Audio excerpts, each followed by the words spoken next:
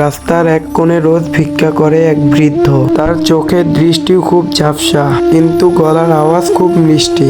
রোজ এক যুবক তাকে 10 টাকা দিয়ে যায়, কিন্তু আজ যুবকটি কিছুই দিল না। উল্টো বৃদ্ধের সামনে খালি বাটিতে একটি চিরকুট লিখে রেখে চলে গেল। পথচারী তোকে নিয়ে হাসাহাসি করছিল, কেউ বলছিল টাকা না দিয়ে কাগজ দিয়ে গেল।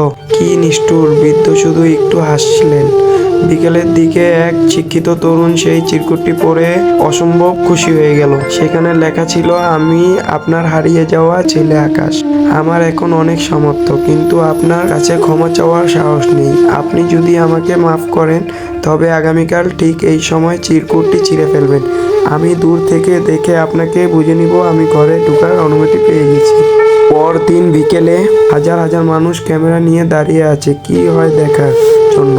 বৃদ্ধ চিরকুটটি ছিঁড়লেন না, বরং সেটি বুকে জড়িয়ে ধরে কাঁদতে লাগলেন। ঠিক তখন ভিড় হলো, যুবকটি এসে বৃদ্ধের পায়ে লুটিয়ে পড়ল। বৃদ্ধ জড়িয়ে ধরে বললেন, বাপরে, আমি তো অন্ধ না, আমি শুধু তোর ফেরার অপেক্ষা করছিলাম।